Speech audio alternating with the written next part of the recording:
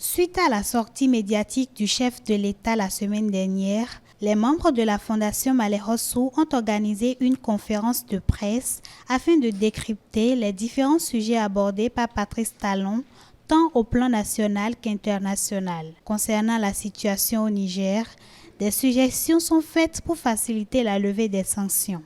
Nous, à la Fondation Malekhossou, nous avons pensé et avons mis en place une proposition de sortie de crise que nous avons eu l'honneur de présenter aux autorités habilitées de notre pays, en l'occurrence au ministre des Affaires étrangères.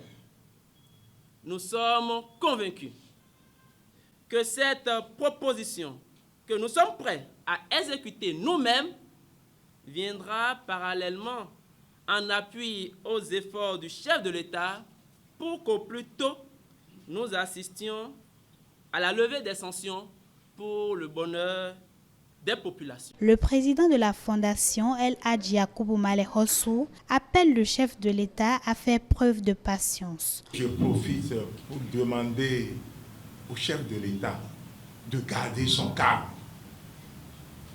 Je dis cela parce que à la fin des mandats,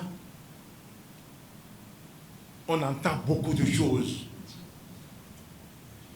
Et c'est à lui de fermer les oreilles.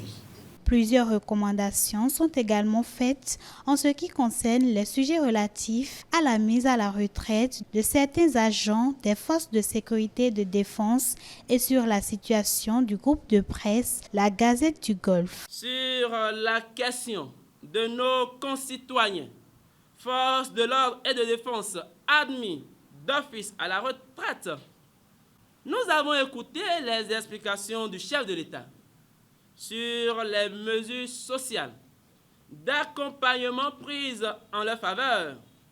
Et nous lui disons un grand merci.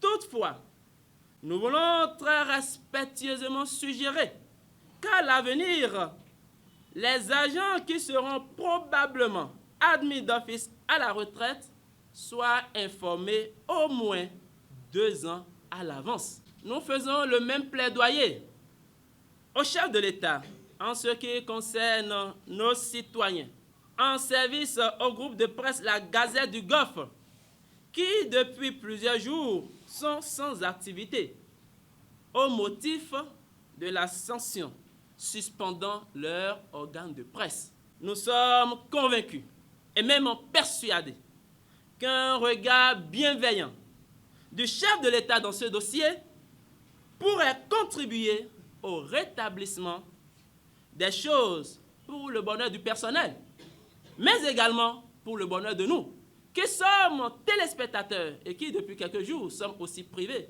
des programmes de cette chaîne. Retenons que la Fondation Malekhossou s'investit dans les œuvres sociales.